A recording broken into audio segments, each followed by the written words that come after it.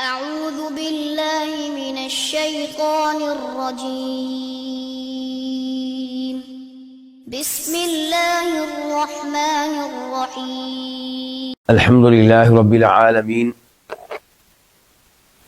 والصلاة والسلام على نبينا محمد وعلى آله وصحبه اجمعین اما بعد۔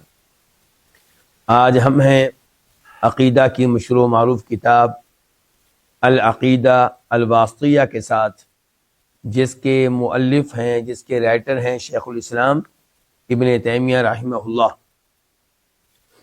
اس کتاب میں عقیدہ کے تعلق سے جو گفتگو آج ہم پڑھیں گے اس کا تعلق ہے صحابہ اکرام سے، کہ صحابہ اکرام کے بارے میں ہمارا عقیدہ کیا ہونا چاہیے۔ چنانچہ شیخ الاسلام ابن تیمیہ رحمہ اللہ فرماتے ہیں، فصل ومن اصول اہل السنۃ والجماعہ سلامت قلوبہم والسنتہم لاصحاب رسول اللہ صلی اللہ علیہ وسلم۔ اہل سنت والجماعہ ان کے اصولوں میں سے ہے، ان کے بنیادی عقائد میں سے ہے کیا؟ سلامت قلوبہم، ان کے دلوں کا سلامت ہونا، محفوظ ہونا، پاک ہونا کسی سے بلا، صحابہ اکرام کے بارے میں کینے سے، بغض سے اور اس قسم کے امراض سے، تو ان کے دلوں کا سلامت ہونا، وَأَلْسِنَتِهِمْ، اور ان کی زبانوں کا سلامت ہونا، لِأَصْحَابِ رسول اللہ صلی اللہ علیہ وسلم، نبی علیہ الصلوۃ والسلام کے صحابہ اکرام کے لیے۔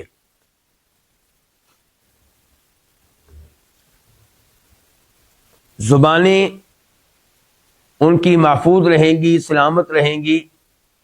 نبی علیہ الصلوۃ والسلام کے صحابہ اکرام کے لیے کیا مطلب؟ کہ ان کی زبان سے کوئی ایسا لفظ، کوئی ایسا جملہ نہیں نکلے گا جو صحابہ اکرام کے مقام و مرتبہ کے شایان شان نہ ہو۔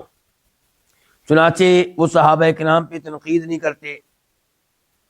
اہل سنت، اہل الحدیث، سلفی لوگ وہ صحابہ اکرام پہ تنقید نہیں کرتے، صحابہ اکرام پہ لعنتیں نہیں بھیجتے، صحابہ اکرام کو فاسق قرار نہیں دیتے، صحابہ اکرام کو کافر یا مرتد نہیں کہتے۔ ان کی زبانیں محفوظ ہیں صحابہ اکرام کے تعلق سے، دل بھی محفوظ، دلوں میں صحابہ اکرام کے بارے میں نفرت نہیں ہے، کینہ نہیں ہے، بغض نہیں ہے، بلکہ محبت ہے، احترام ہے، ان کی صلاحیتوں کا اور ان کے کارناموں کا اعتراف ہے، اور زبانیں بھی محفوظ ہیں۔ کبھی بھی زبان سے ایسا لفظ نہیں نکلے گا جو صحابہ اکرام کے شان نشان نہ ہو۔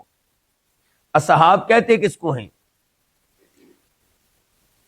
صحابی ہر اس شخص کو کہیں گے جو ایمان کی حالت میں نبی علیہ الصلوۃ والسلام سے ملا اور اسی حالت میں فوت ہو گیا، اس کو کیا کہا جائے گا؟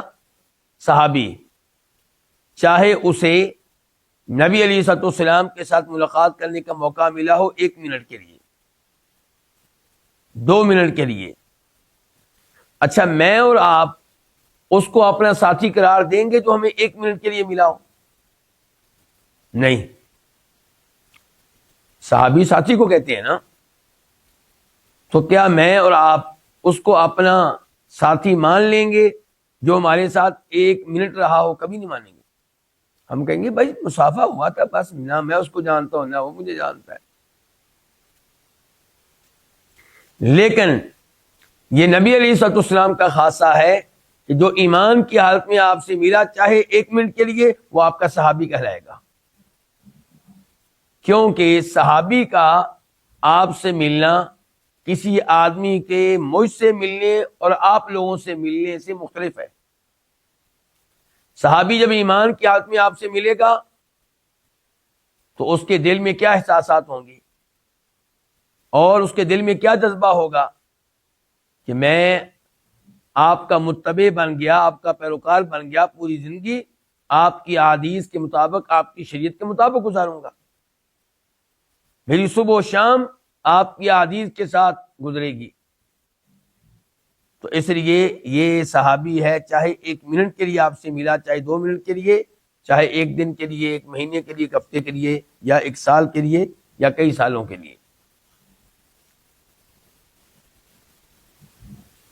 کما وصفهم اللہ بہ فی قولہ تعالی، جیسا کہ اللہ تعالیٰ نے ان کو اس کے ساتھ متصف کیا ہے اپنے اس فرمان میں.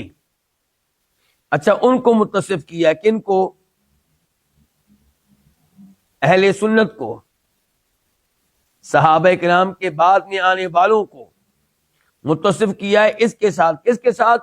اس بات کے ساتھ کہ بعد میں آنے والوں کے دل اور ان کی زبانیں صحابہ کرام کے بارے میں سلامت ہیں، پاک ہیں. ان کے دلوں میں صحابہ کرام کے تعلق سے کوئی بغض نہیں ہے، اور ان کی زبانوں پہ بھی صحابہ کرام کے تعلق سے کوئی قابل نفرت بات نہیں ہے. چنانچہ اللہ نے کیا کہا؟ یہ سورہ حشر ہے، آیت نمبر 10. اس آیت سے پہلے اللہ نے تذکرہ کیا کہ مال فے کس کو ملے گا، یعنی کہ مسلمان اگر کسی لڑائی میں فتح حاصل کرتے ہیں لڑے بغیر،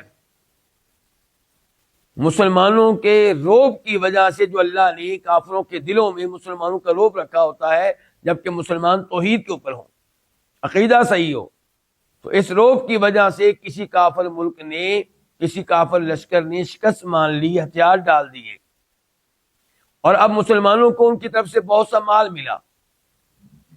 تو یہ مال کس کو دیا جائے گا، کن میں تقسیم کیا جائے گا؟ آپ جانتے ہوں گے کہ لڑائی لڑ کر جو مال ملے اس کو کیا کہتے ہیں؟ مال غنیمت. وہ کس کو ملتا ہے؟ 4 حصے ملتے ہیں مجاہدین کو، فوجیوں کو، لڑنے والوں کو، اور 1 حصہ بیت المال میں جمع ہو جاتا ہے. یہ ٹوٹل مال کا کون سا حصہ ہوا؟ 5واں، خمس. اچھا، یہ 5واں حصہ جو ہے اس کو پھر تقسیم کیا جائے گا 5 طرح کے لوگوں میں. لیکن مال فے یہ مجاہدین کو نہیں ملے گا، کیونکہ لڑائی تو ہوئی نہیں. تو اس لیے یہ سارے کا سارا کیا بن جائے گا؟ یہ سارے کا سارا وہاں تقسیم ہوگا جہاں مال غنیمت کا 5واں حصہ تقسیم ہوتا ہے. تو اللہ تعالیٰ سورہ حشر میں یہی بات بیان کر رہے ہیں کہ مال فے کن کو ملے گا. فرمایا وَلِذِي الْقُرْبَى وَالْيَتَامَى وَالْمَسَاكِينِ وَابْنِ السَّبِيلِ، نبی علیہ السلام کے رشتہ داروں کو ملے گا، یتیموں کو ملے گا، مسکینوں کو ملے گا، مسافروں کو ملے گا. کون سے یتیم، کون سے مسکین، کون سے مسافر؟ فرمایا للفقراء المہاجرین، وہ جو فقیر ہوں اور مہاجر ہوں، اللہ کی راہ میں جنہوں نے مکہ سے مدینہ ہجرت کی ہو. آگے فرمایا والذین تبوأوا الدار، اور یہ مال ان کو ملے گا جنہوں نے ان مہاجرین کو مدینہ میں آ کر پناہ دی تھی، جن کو کیا کہتے ہیں؟ انصار. اس کے بعد اللہ نے کہا والذین جاءوا من بعدہم، یہ اب وہ آیت آئی جس کا ابن تیمیہ رحمہ اللہ نے تذکرہ کیا ہے. 3 نمبر پہ یہ مال ملے گا ان لوگوں کو جاءوا من بعدہم، جو ان کے بعد آئے. کن کے بعد؟ کہ میں نے آپ سے جواب لینا ہے. جی ہماد، مہاجرین و انصار کے بعد. کن کے بعد آئے؟ مہاجرین و انصار کے بعد آئے. والذین جاءوا من بعدہم، جو ان کے بعد آئے، یقولون ربنا، یہ بعد میں آنے والے یہ کہتے ہیں ربنا، اے ہمارے رب، اغفر، تو بخش دے، لنا ہمیں، ولی اخواننا، اور ہمارے ان بھائیوں کو، الذین سبقونا بالایمان، جو ہم پہ سبقت لے گئے، ہم سے آگے نکل گئے. کس معاملے میں آگے نکل گئے؟ بالایمان، ایمان لانے میں. وہ کون ہے؟ مہاجرین و انصار. گویا کہ مہاجرین و انصار کے بعد میں آنے والے لوگ صحابہ کرام کے لیے دعا کرتے ہیں، کہتے ہیں یا اللہ ہمیں بھی معاف کر دے، بخش دے، اور ہمارے ان بھائیوں کو جو ایمان لانے میں ہم پہ سبقت لے گئے. اب یہ دعا جب تابعین کرتے رہے تو کن کے لیے ہوتی رہی؟ صحابہ کے لیے. جب تبع تابعین کرتے رہے تو یہ دعا ہوتی رہی صحابہ کے لیے بھی اور تابعین کے لیے بھی. جب ان کے بعد میں آنے والے کرتے رہے تو پھر یہ دعا ہوتی رہی صحابہ کے لیے بھی، تابعین کے لیے بھی، تبع تابعین کے لیے بھی. اور آج جب ہم یہ دعا کرتے ہیں تو ہماری طرف سے یہ دعا ہے صحابہ کے لیے بھی، تابعین کے لیے بھی، تبع تابعین کے لیے بھی، بعد میں آنے والے اماموں اور مسلمانوں کے لیے بھی، ہمارے اپنے بڑے بزرگوں کے لیے بھی، ہمارے دادا پردادا وہ سب اس میں آ گئے.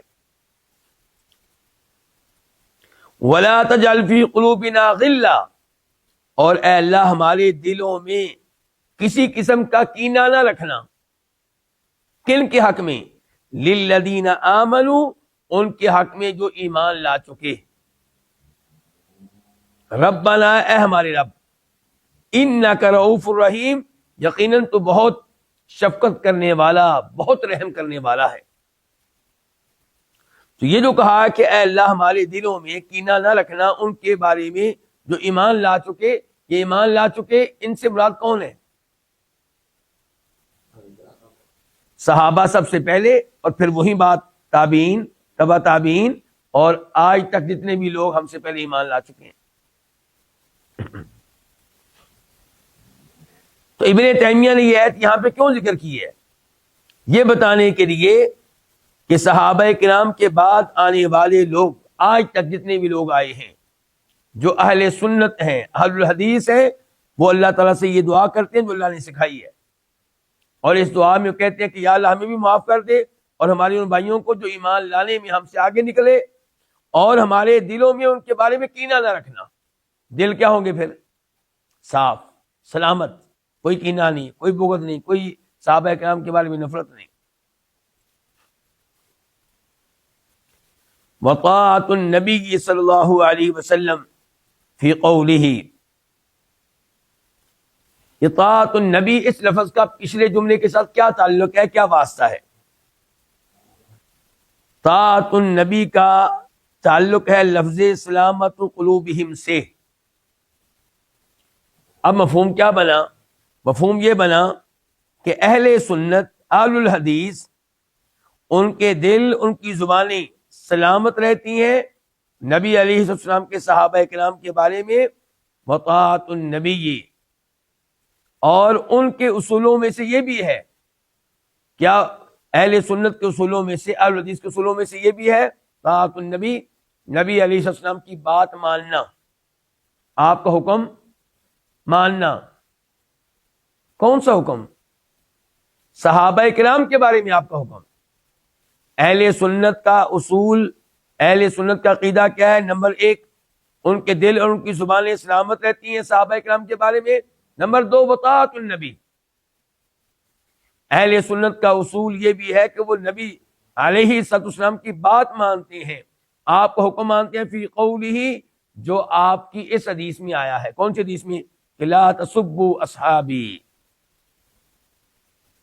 آپ نے کیا کہا تھا؟ لا تسبوا اصحابی، میرے اصحاب کو برا بلا نہ کہنا.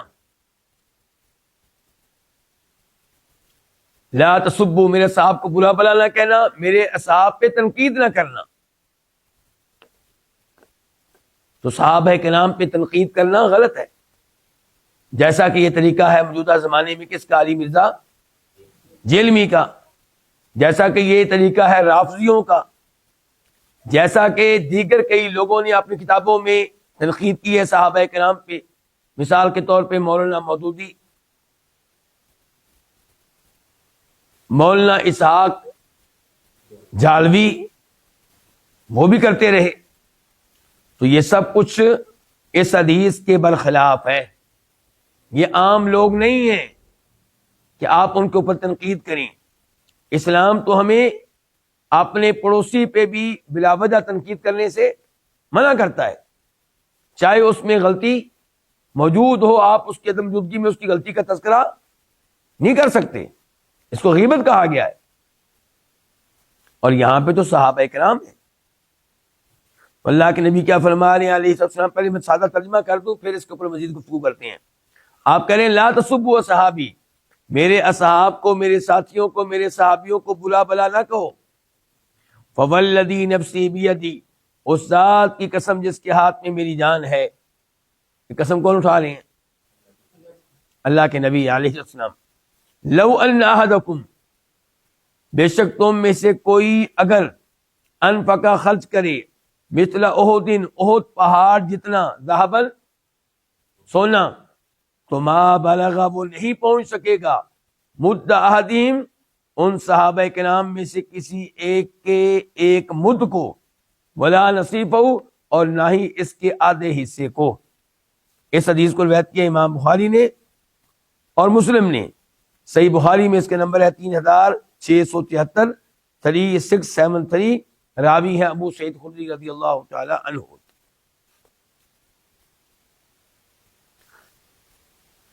یہ حدیث آپ نے کب بیان کی تھی؟ مجھے امید ہے کہ بات توجہ سے سنیں گے آپ۔ یہ حدیث آپ نے تب بیان کی تھی جب جھگڑا ہوا تھا دو صحابیوں میں۔ کون کون سے؟ کون بتائے گا آپ میں سے؟ خالد بن ولید رضی اللہ عنہ اور عبد الرحمن بن عوف میں رضی اللہ تعالیٰ عنہ۔ اچھا، ان میں سے پرانے صحابی کون سے ہیں؟ عبد الرحمن بن عوف عشرہ مبشرہ میں سے ہیں۔ خالد بن ولید بہت بعد میں مسلمان ہوئے ہیں۔ آپس میں ان کا بحث و مباحثہ ہوا کسی مسئلے میں، کسی معاملے میں، تو خالد بن ولید نے کہہ دیا عبد الرحمن بن عوف کو کہ آپ لوگ چونکہ ہم سے چند دن پہلے مسلمان ہوئے ہیں، اس وجہ سے ہم پہ بڑے بنتے ہو، اس قسم کے الفاظ کہے۔ تو یہ بات معلوم ہوئی نبی علیہ الصلوۃ والسلام کو، تو آپ نے کہا تھا لا تسبوا اصحابی، میرے اصحاب کو برا بلا نہ کہو۔ اچھا، یہ آپ کس کو کہہ رہے ہیں؟ خالد بن ولید کو۔ دھیان سے بات ذرا دھیان سے سنیں، کس کو کہہ رہے ہیں؟ کس کے حق میں؟ عبد الرحمن بن عوف اور پرانے صحابہ کرام کے حق میں۔ تو علی مرزا جیلمی اور اس جیسے لوگ کہتے ہیں کہ یہ حدیث ہمارے خلاف تم پیش نہیں کر سکتے، یہ تو اللہ کے رسول نے ان لوگوں سے کہا تھا علیہ السلام جو مکہ فتح ہونے کے بعد مسلمان ہوئے، کہ جو مکہ فتح ہونے سے پہلے پرانے مسلمان ہیں ان کے بارے میں تم غلط باتیں نہ کرو، ان کے اوپر تنقید نہ کرو۔ تو یہ اس کا مطلب یہ ہے کہ آپ نے پرانے صحابہ کرام کے اوپر تنقید کرنے سے منع کیا ہے۔ تو اس کا مطلب یہ ہوا کہ بعد والوں کے اوپر تنقید ہو سکتی ہے بقول علی مرزا جیلمی کے، ان کے خالد بن ولید کے اوپر تنقید ہو سکتی ہے، معاویہ چونکہ بعد میں مسلمان ہوئے ان کے اوپر تنقید ہو سکتی ہے، عمر بن عاص کے اوپر تنقید ہو سکتی ہے، اس قسم کے لوگ۔ اب آپ کا کیا موقف ہے جی؟ پھر آپ کیا جواب دیں گے علی مرزا جیلمی کو؟ آپ کہیں گے کہ جیسے خالد بن ولید کو یہ حق حاصل نہیں ہے کہ وہ پرانے صحابہ کرام پہ تنقید کریں، ایسے ہی مجھے اور آپ کو حق حاصل نہیں ہے کہ ہم کسی بھی صحابی پہ تنقید کریں۔ اور یہ کہ ان الفاظ کا یہ مطلب نہیں ہے کہ عبد الرحمن بن عوف صحابی ہیں اور خالد بن ولید صحابی نہیں ہے، یہ اس کا مطلب نہیں ہے۔ کئی لوگ یہ الٹ مطلب نکالنے کی کوشش کرتے ہیں، میں اس لیے وضاحت کر رہا ہوں۔ اگر میری یہ بات آپ اس پہ مطمئن نہیں ہوئے تو آپ ایک دوسری حدیث پہ غور کر لیں، بخاری شریف میں آتی ہے، جس میں یہ آتا ہے کہ ابو بکر صدیق رضی اللہ عنہ اور جناب عمر فاروق میں اختلاف ہو گیا تھا، جھگڑا ہو گیا تھا۔ ابو بکر صدیق رضی اللہ عنہ نبی علیہ الصلوۃ والسلام کے پاس آئے اور آپ نے دور سے ان کو دیکھ کر قریب بیٹھے صحابہ کرام کو بتا دیا کہ لگتا ہے کہ ابو بکر کا کسی سے جھگڑا ہوا ہے۔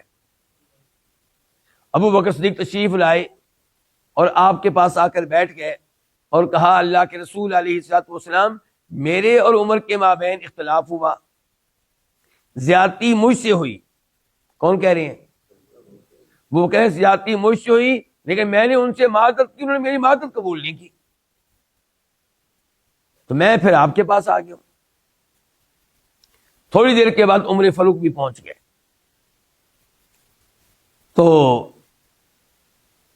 جناب صدیق نے دیکھا کہ اللہ کے نبی کا چہرہ علیہ السلام تبدیل ہو رہا ہے، رنگ تبدیل ہو چکا ہے۔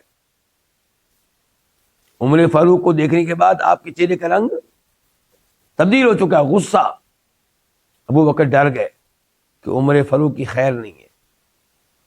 ابو بکر کوشش کرنے لگے کہ نبی علیہ السلام کا غصہ ختم ہو جائے،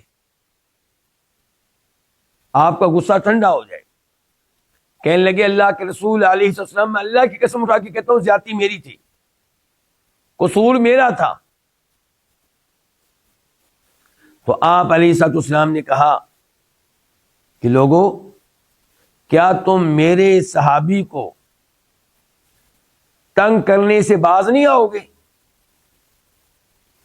ابو بکر تو وہ ہے کہ جب تم مجھے جھوٹا کہہ رہے تھے، ابو بکر میرے اوپر ایمان لائے تھے، میرے اوپر یقین کیا تھا، میری تصدیق کی تھی، اور پھر ہر لحاظ سے میری مدد کی، تو کیا تم میرے اس صاحب کو تنگ کرنے سے باز نہیں آؤ گے؟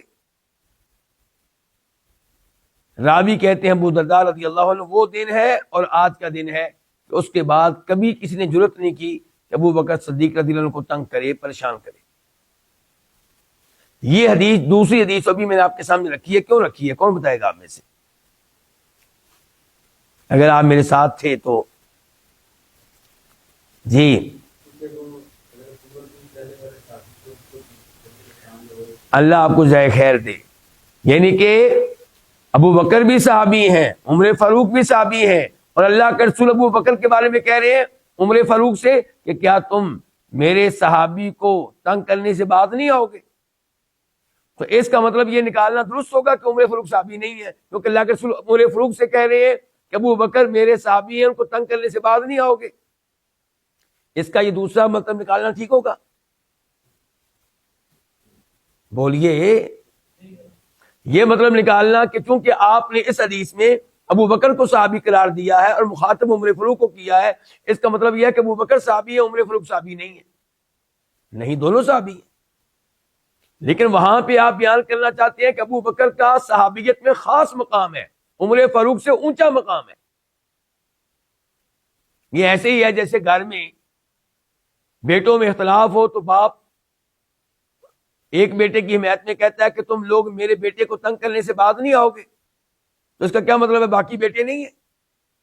بولیے ذرا، باقی بھی بیٹے ہیں، لیکن اس بیٹے کا اس موقع پہ کہنا کہ میرا بیٹا، یہ خاص محبت کا انداز ہے، خاص پیار کا انداز ہے۔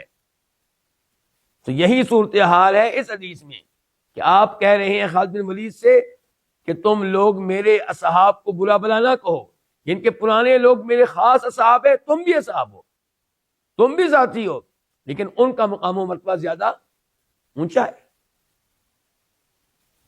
معلوم نہیں کہ میں یہ بات آپ کو سمجھانے میں کامیاب ہوا ہوں کہ نہیں۔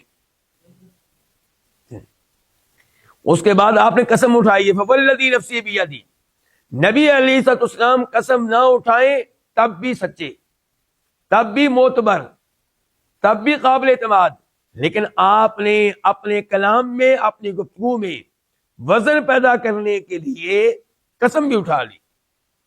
فرمایا کہ اللہ کی قسم اٹھا کے کہتا ہوں، اس ذات کی جس کے ہاتھ میں میری جان ہے، کہ یقیناً تم میں سے کوئی اگر احد پہاڑ کے برابر سونا اللہ کی راہ میں دے، احد پہاڑ بہت لمبا چوڑا پہاڑ ہے، لمبا بھی بہت ہے، چوڑا بھی بہت ہے، وزنی بھی بہت ہے۔ فرمایا اس پہاڑ کے برابر تم میں اس کو اللہ کی راہ میں سونا دے، ایک ترازو میں یہ سونا رکھ دیا جائے جو تم نے دیا اللہ کی راہ میں، احد پہاڑ کے برابر، اور دوسرے ترازو میں میرے صحابی کا دیا ہوا اللہ کی راہ میں صدقہ جو ایک مد ہو وہ رکھ دیا جائے۔ اچھا، ایک مد کتنا ہوتا ہے؟ ایک سا میں 4 مد ہوتے ہیں، ایک سا میں، اچھا سا کتنے کلو گرام کا ہوتا ہے؟ تقریباً 2.5 کلو کا۔ ہم فطرانہ دیتے ہیں نا، 2.5 کلو دیتے ہیں، تو آپ 2.5 کلو کہہ لیں، چلیں جی مان لیگا۔ ویسے کچھ اندازہ یہ بھی ہے کہ 2 کلو۔ اچھا، جب 2 کلو ہوگا تو ایک سا میں 4 مد ہوتے ہیں، تو ایک مد کتنا ہوگا؟ تقریباً ½ کلو۔ تو آپ علیہ السلام نے فرمایا کہ اگر میرے کسی صحابی نے اللہ کی راہ میں ½ کلو گندم دی ہے، یا ½ کلو کھجوریں دی ہیں، یا ½ کلو منقع دیا ہے، یا ½ کلو جو دیے ہیں، اور تم لوگوں نے اونٹ پہاڑ کے برابر سونا اللہ کی راہ میں دیا ہے، تمہارا صدقہ میرے صحابی کے صدقے کا مقابلہ نہیں کر سکتا۔ کتنا بڑا فرق ہے مقام میں۔ مزید کہا ولا نصیفہ، بلکہ اگر میرے صحابی نے آدھا کلو کیا 1 پاؤ اللہ کی راہ میں صدقہ دیا ہو، کھجوریں، گندم، کشمش، تمہارا اونٹ پہاڑ کے برابر دیا ہوا سونا میرے صحابی کے صدقے کا مقابلہ نہیں کر سکتا۔ تو ہمیں اس سے اندازہ لگا لینا چاہیے کہ صحابہ کرام کا مقام و مرتبہ کتنا بلند و بالا ہے، کتنا اونچا ہے۔ یہاں پہ امام صاحب اس کے بعد کہتے ہیں، امام صاحب کون سے بلا؟ امام ابن تیمیہ رحمہ اللہ کہتے ہیں وَيَقْبَلُونَ مَا جَاءَ بِهِ الْكِتَابُ وَالسُّنَّةُ وَالْإِجْمَاعُ مِنْ فَضَائِلِهِمْ وَمَرَاتِبِهِمْ۔ وَيَقْبَلُونَ، اور یہ قبول کرتے ہیں، یہ کون؟ اہل سنت، اہل الحدیث۔ اور میں کئی دفعہ وضاحت کر چکا ہوں، اہل سنت سے مراد کون ہے؟ اہل الحدیث، جو سنت پہ صحیح معنوں میں عمل کرنے والے ہیں، بدعات سے دور رہنے والے ہیں۔ اس اہل سنت سے مراد وہ لوگ نہیں ہے جو بدعات کا اور شرکیات کا ارتکاب کرنے کے باوجود اپنے آپ کو اہل سنت کہتے ہیں۔ تو ابن تیمیہ کہہ رہے ہیں وَيَقْبَلُونَ، اور یہ اہل سنت قبول کرتے ہیں کس چیز کو؟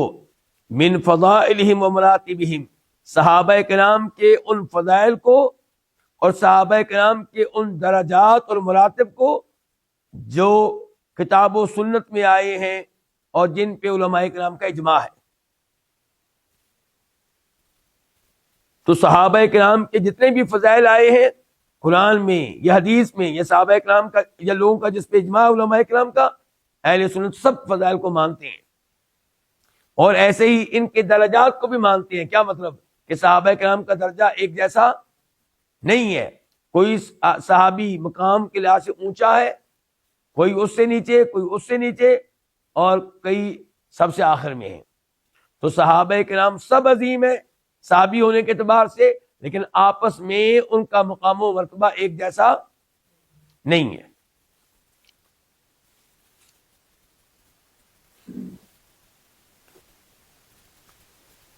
ابن تیمیہ رحمہ اللہ کی گفتگو جاری ہے، کس موضوع پہ بلا؟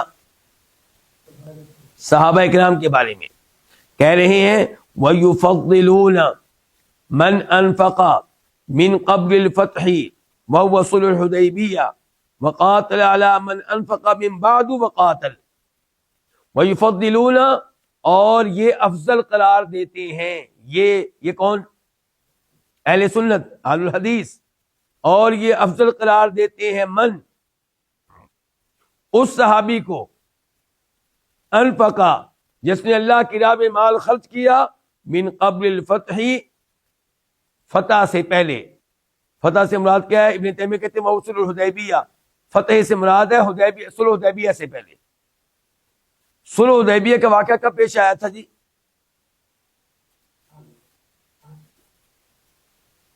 یہ کون بتائے گا؟ 6 ہجری کو، ہجرت کے 6 سال صلح ہوئی تھی مسلمانوں کے مابین اور قریش مکہ کے مابین۔ اچھا، صلح ہو جانے کے بعد مسلمانوں کے حالات پہلے کے مقابلے میں بہتر ہوئے کہ برے ہوئے؟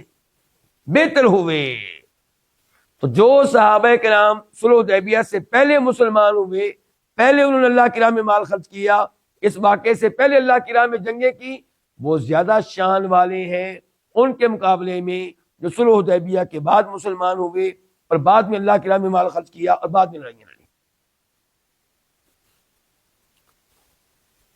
تو میرے تیمیہ کہہ رہے ہیں وَيُفَضِّلُونَ، اور یہ اہل سنت افضل قرار دیتے ہیں من، اس صحابی کو، انفقا، جس سے مال خرچ کیا، من قبل الفتح، فتح سے پہلے، فتح سے مراد ہے صلح حدیبیہ، وقاتل، اور جس نے لڑائی لڑی، مال خرچ کیا فتح سے پہلے اور لڑائی لڑی، تو اہل سنت اس کو افضل قرار دیتے ہیں اعلیٰ من، اس صحابی پہ، من انفقا، جس نے مال خرچ کیا، من بعد، اس کے بعد، کس کے بعد؟ صلح حدیبیہ کے بعد، وقاتل، اور جس نے لڑائی لڑی اس کے بعد، یعنی کہ صلح حدیبیہ کے بعد۔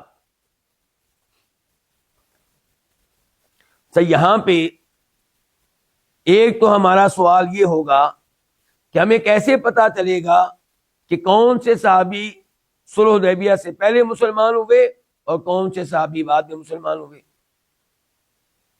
جو بڑے بڑے صحابہ کرام ہیں ان کے بارے میں تو روایات مشہور و معروف ہیں، اور جو دیگر صحابہ کرام ہیں ان کے بارے میں بھی معلومات مل جاتی ہیں. صحابہ کرام کے تعلق سے علماء کرام نے مستقل کتابیں لکھی ہیں. مثال کے طور پہ امام ابن عبد البر کی کتاب ہے الاستیعاب فی معرفت الاصحاب، یعنی کہ یہ کتاب ہے صحابہ کرام کی معرفت کے بارے میں، ان کے تعارف کے بارے میں، ان کی پہچان کے بارے میں. دوسرے نمبر پہ کتاب لکھی ہے حافظ ابن حجر رحمہ اللہ نے، اس کا نام ہے الاصابہ فی تمییز الصحابہ، کہ صحابہ کرام کی شناخت کے بارے میں کتاب ہے، ان کی معرفت کے بارے میں کتاب ہے. اچھا، اس سے ہم فارغ ہوئے. دوسرا ہمارا مسئلہ یہ ہے کہ یہ جو ابن تیمیہ نے کہہ دیا ہے رحمہ اللہ نے کہ صلح حدیبیہ سے پہلے مسلمان ہو جانے والے، اللہ کی راہ میں مال خرچ کرنے والے، جہاد کرنے والے، لڑنے والے، ان صحابہ کرام سے مقام و مرتبہ کے لحاظ سے آگے ہیں جو صلح حدیبیہ کے بعد مسلمان ہوئے، بعد میں مال خرچ کیا، بعد میں لڑائیاں لڑیں. اس کی دلیل کیا ہے؟ دلیل کے بغیر تو بات نہیں بنتی نا نذیر صاحب. کیا دلیل ہے؟ دلیل ہے سورۃ الحدید آیت نمبر 10 اللہ تعالیٰ کہتے ہیں لا یستوی منکم من انفق من قبل الفتح وقاتل اولئک اعظم درجۃ من الذین انفقوا من بعد وقاتلوا وکلا وعد اللہ الحسنى، کہ تم میں سے برابر نہیں ہے وہ من انفقا جس نے خرچ کیا، من قبل الفتح فتح سے پہلے، وقاتلا اور جس نے لڑائی لڑی یعنی کہ فتح سے پہلے. اچھا، یہ برابر نہیں. اور دوسرا کون ہے؟ وہ یہاں پہ کلام مقدر ہے، پوشیدہ ہے. وہ کیا؟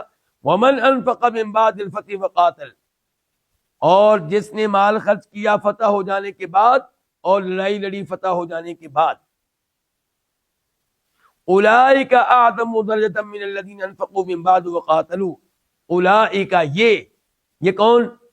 فتح سے پہلے، صلح حدیبیہ سے پہلے خرچ کرنے والے اللہ کی راہ میں، پہلے لڑنے والے اللہ کی راہ میں. اعظم درجہ، یہ درجات کے لحاظ سے، مرتبے کے لحاظ سے، شان کے لحاظ سے، مقام کے لحاظ سے آگے ہیں. من الذین انفقوا من بعد وقاتلوا، ان سے آگے ہیں جنہوں نے بعد میں مال خرچ کیا، بعد میں لڑائیاں لڑی. وَكُلًّا وَعَدَ اللَّهُ الْحُسْنَى، لیکن اللہ نے ان سب سے وعدہ کر رکھا الحسنہ، سب سے اچھی چیز کا. وہ کیا ہے؟ جنت کا. اس ایسے پتہ چلا سارے صحابہ کیا ہیں؟ جنتی. اور یہ پتہ چلا کہ صحابہ کرام شان کے لحاظ سے ایک جیسے نہیں ہیں. جو فتح سے پہلے مسلمان ہوئے، پہلے لڑائیاں لڑی، پہلے مال خرچ کیا، یہ ان صحابہ کرام سے آگے ہیں جو بعد میں مسلمان ہوئے، بعد میں مال خرچ کیا، بعد میں لڑائیاں لڑی. دلیل آپ کے پاس آ چکی فرق کی. تیسرا سوال اب یہاں پہ یہ اٹھے گا کہ یہ فتح سے مراد ابن تیمیہ نے کیا لیا ہے؟ صلح حدیبیہ، جبکہ عام طور پہ علماء کرام فتح سے مراد لیتے ہیں فتح مکہ. فتح مکہ کا واقعہ کب پیش آیا ہے؟ جی جلدی کریں بھائی، جواب دیں. آپ کیا کرتے ہیں آپ لوگ؟ 8 ہجری، ہجرت کے 8ویں سال، یعنی کہ صلح حدیبیہ ہوئی ہے ہجرت کے 6 سال، اور مکہ فتح ہوا ہجرت کے 8ویں سال، اور آپ علیہ السلام نے حج کیا ہجرت کے 10ویں سال، اور فوت ہوئے ہجرت کے 11ویں سال. اب یہ معلومات یاد رہیں گی؟ اچھا جی. اچھا، ابن تیمیہ کی اب ہم بات مانیں یا دوسرے علماء کرام کی بات مانیں، اصل میں فتح سے کیا مراد ہے؟ سورہ حدید کی آیت نمبر 10 میں فتح سے کیا مراد ہے؟ اس میں دونوں قول موجود ہیں علماء کرام کے، اور دلائل بھی دونوں طرف موجود ہیں. مثال کے طور پہ جو کہتے ہیں فتح سے مراد ہے صلح حدیبیہ، ان کی دلیل سورۃ الفتح کی پہلی آیت ہے، انا فتحنا لک فتحا مبینا، بے شک ہم نے آپ کو ایک واضح فتح دے دی ہے. یہ آیت اتر چکی ہے مکہ فتح ہونے سے پہلے، صلح حدیبیہ کے فوراً بعد یہ اتری ہے. تو اس ایسے پتہ چلا کہ فتح سے مراد ہے صلح حدیبیہ. لیکن جب آپ یہ آیت پڑھیں اذا جاء نصر اللہ والفتح، جب اللہ کی مدد آ جائے اور فتح مل جائے، تو وہاں پہ مراد ہے فتح مکہ۔ تو اب سورہ حدید کی آیت نمبر 10 میں فتح سے مراد کون سی فتح ہے، حدیبیہ والی یا مکہ والی؟ تو ابن تیمیہ رحمہ اللہ نے کہا ہے کہ اس سے مراد ہے صلح حدیبیہ، اور یہ ایک مضبوط قول ہے، ایک مضبوط موقف ہے۔ اچھا، اس کو فتح کیوں کہا گیا صلح کو؟ کیونکہ یہ صلح فتوحات کا سبب بنی بعد میں۔ مسلمانوں کے اوپر مسلسل حملے کر رہے تھے کون؟ کفار، مشرکین قریش، مشرکین مکہ۔ جب یہ صلح ہو گئی تو مسلمان پرسکون ہو گئے۔ اب مسلمانوں نے لیٹر لکھے دائیں بائیں دنیا کے بادشاہوں کو کہ مسلمان ہو جاؤ، اور مسلمانوں نے اپنے دیگر امور پہ توجہ دی، دیگر دشمنوں پہ توجہ دی، اور پھر اس صلح کے نتیجے میں مکہ بھی فتح ہوا۔ صلح ہوئی تھی کتنے سال کے لیے؟ 10 سال کے لیے۔ بولیے کتنے سالوں کے لیے؟ 10 سال کے لیے آپس میں لڑائی نہیں ہوگی۔ لیکن مشرکین قریش نے صلح حدیبیہ کی شرائط کی خلاف ورزی کی، تو پھر آپ نے 2 سال کے بعد مکہ پہ حملہ کر دیا اور مکہ فتح کر لیا، کیونکہ انہوں نے معاہدے کی خلاف ورزی کی تھی۔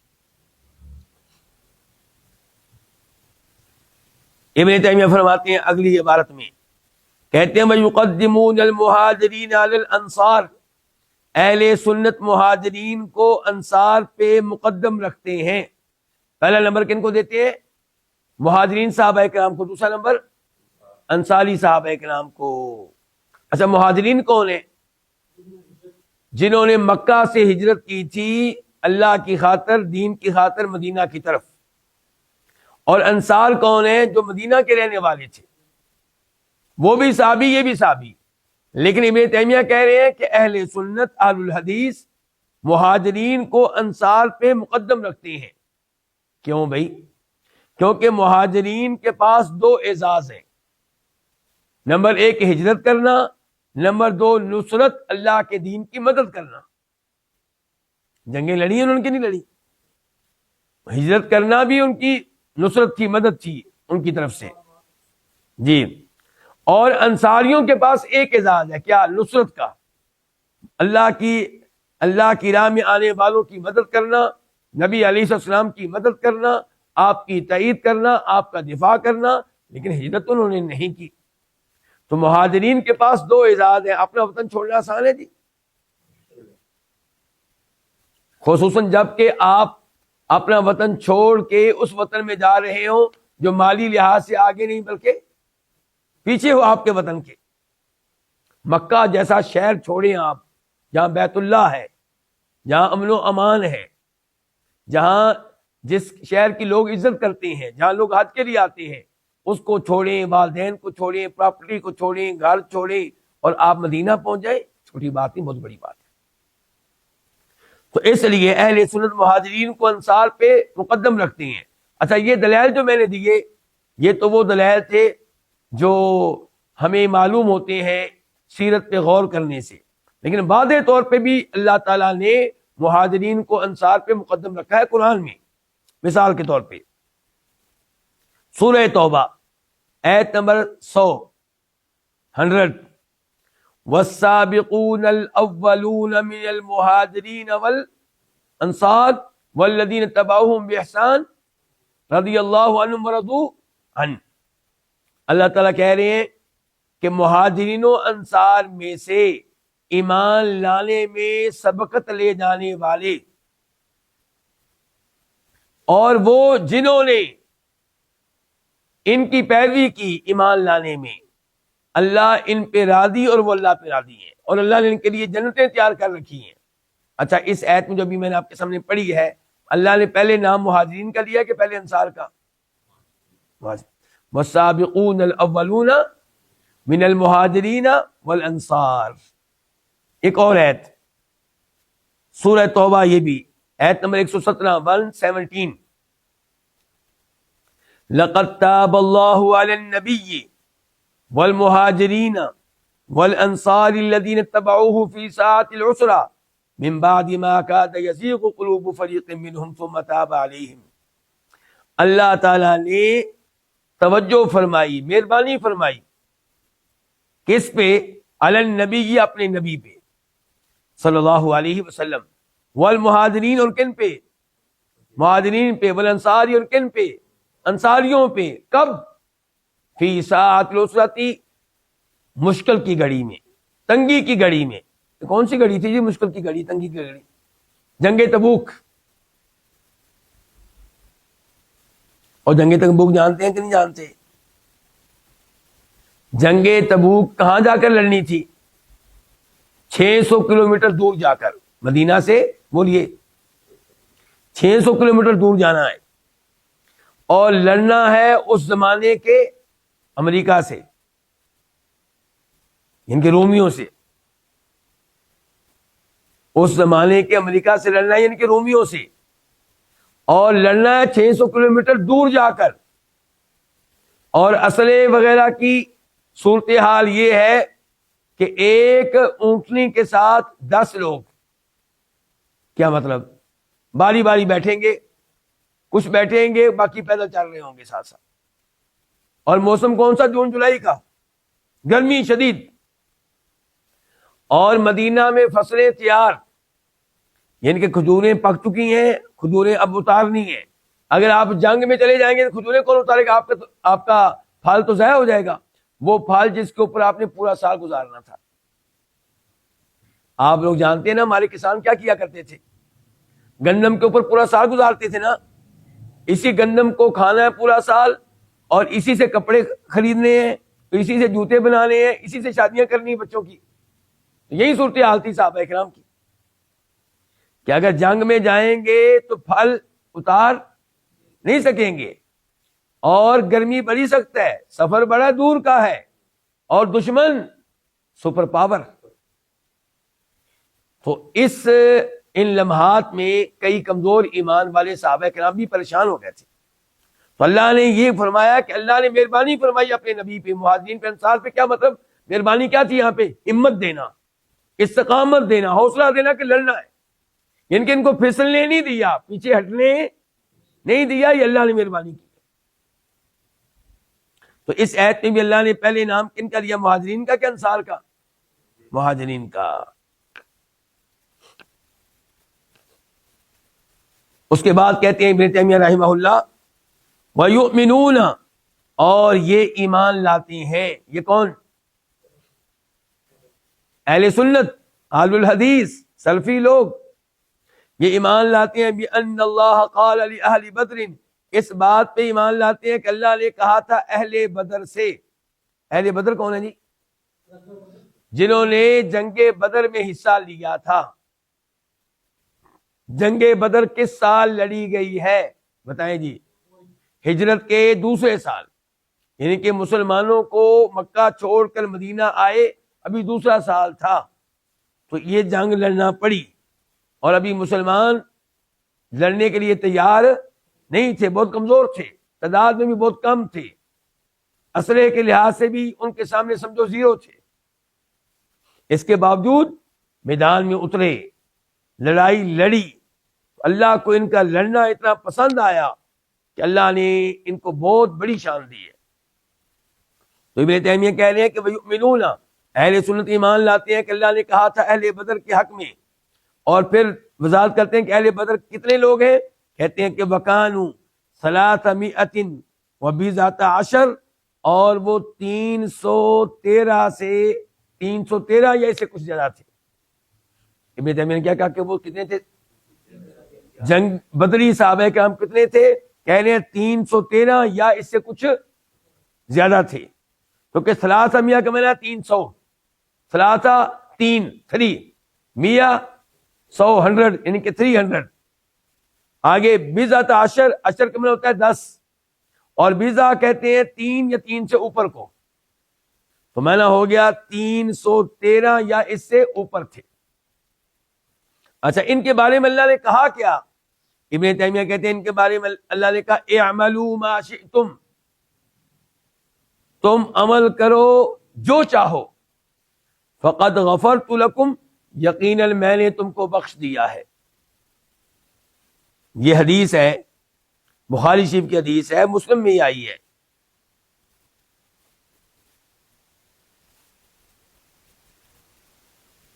تو ہم اس پہ ایمان لاتے ہیں کہ اہل بدر کے حق میں اللہ نے کہا تھا کہ تم جو چاہو عمل کرو، میں نے تمہیں کیا کر دیا ہے؟ بخش دیا ہے. اچھا، اب میں چاہوں گا کہ ہم اس حدیث کا معنی مفہوم سمجھ لیں تھوڑا سا. اس حدیث کا معنی مفہوم ہمیں کس کتاب میں ملے گا بھلا پتہ ہے؟ ابن تیمیہ رحمہ اللہ کے شاگرد کی کتاب میں. کیا نام ہے؟ کتاب الفوائد. ابن القیم رحمہ اللہ کی کتاب کا نام کیا؟ کتاب الفوائد. وہاں پہ وہ اس حدیث کو لے کر آئے ہیں، کہتے ہیں کہ اس حدیث کا مطلب کیا ہے. کئی لوگوں نے کہا کہ اس کا مطلب یہ ہے کہ اے بدری صحابیوں، تم نے ماضی میں جو گناہ کیے تھے وہ میں نے معاف کر دیے. کون سے گناہ معاف کر دیے؟ ماضی میں. یہ کہنے والوں میں ابن الجوزی بھی ہیں. کیوں بھئی آپ نے یہ بات کیوں کہی ہے جی ماضی کے گناہ؟ کہتے ہیں اس لیے کہ ممکن نہیں ہے کہ اللہ تعالیٰ کہے جی مستقبل کے میں تمہارے سارے گناہ معاف کر دیے. کیا پتا وہ کیسے کیسے گناہ کریں گے. تو یہ ممکن نہیں ہے کہ اللہ تعالیٰ کو کھلی چھٹی دے دے جی میں نے تم کو معاف کر دی، تم جو چاہو سو کرو. تو اس لیے ابن جوزی کہتے ہیں کہ اس سے مراد ہے کہ ماضی میں جو تم نے گناہ کیے وہ میں نے تم کو معاف کر دیے. لیکن ابن القیم نے کہا کہ ابن الجوزی رحمہ اللہ کی بات درست نہیں ہے. اللہ نے یہ نہیں کہا کہ تم نے جو عمل کیے تھے معاف. اللہ کہہ رہے اعملوا، تم عمل کرو. ماضی میں کہ مستقبل میں؟ مستقبل میں، آئندہ زمانے میں، فیوچر میں. اعملوا ما شئتم، تم عمل کرو، ما شئتم، جو تم چاہو. فقد غفرت لکم، میں نے تم کو معاف کر دیا، کہ میں تم کو معاف کر دوں گا. ایڈوانس معافی کا اعلان ہو چکا. پھر ابن القیم رحمہ اللہ نے وہاں پہ وضاحت دی ہے کہ یہ جو اللہ نے پہلے ہی کہہ دیا کہ میں تم کو معاف کر دیا، تم جو چاہو سو عمل کرو، یہ اللہ نے انہی کے بارے میں کہا ہے جن کے بارے میں اللہ کو پتا تھا کہ وہ مرتد ہونے والے نہیں ہیں، بعد میں کفر کرنے والے نہیں ہیں، اور بعد میں کوئی ایسا کام نہیں کریں گے جو کام کافروں والا ہو، منافقین والا ہو.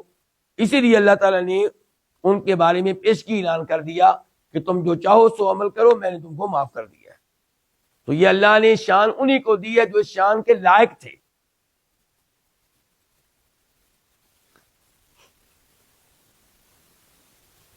تو بہرحال ان الفاظ سے بدری صحابہ کرام کی شان معلوم ہوئی. یہ الفاظ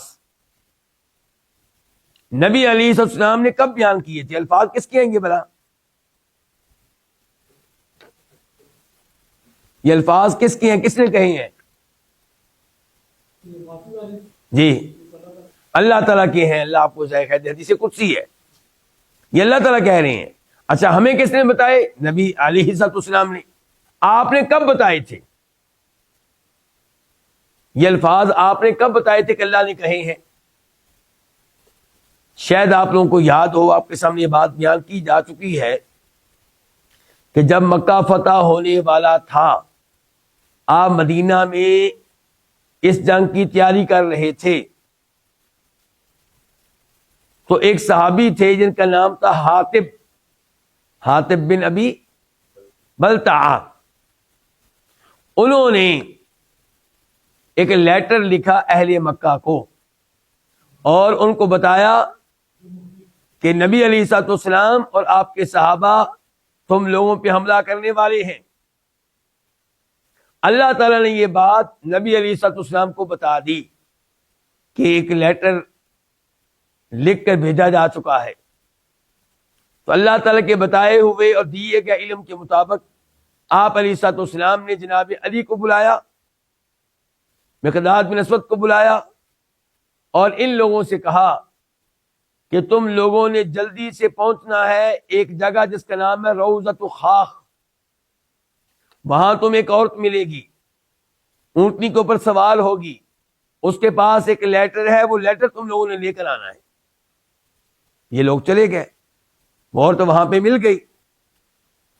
انہوں نے اس عورت سے کہا کہ لیٹر ہمارے والے کر دو. اس نے کہا میرے پاس کوئی لیٹر نہیں ہے.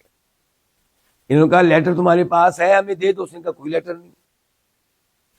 تو جناب علی رضی اللہ عنہ کو چونکہ اللہ کے نبی کی حدیث پہ کیا ہوتا تھا یقین, کتنے فیصد؟ 100%. تو اس لیے انہوں نے کہا کہ لیٹر تمہارے پاس موجود ہے دے دو, ورنہ ہم تمہاری تلاشی لیں گے, چاہے ہمیں تمہیں ننگا کرنا پڑے ہم تلاشی لیں گے, لیٹر تمہارے پاس ہے. جب اس نے دیکھا کہ یہ بات آنے والی نہیں ہے, جان چھوڑنے والے نہیں ہے, تو پھر اس نے لیٹر نکالا. لیٹر کس میں تھا؟ اس کے بالوں کی چوٹی میں, اور لیٹر کا کچھ حصہ تھا اس کے ازار بند میں. بہرحال اس نے پھر وہ لیٹر ان کے حوالے کر دیا. اب وہ لیٹر مدینہ پہنچ گیا, نبی علیہ السلام کو پڑھ کر سنایا گیا, صحابہ کرام بھی سن رہے تھے.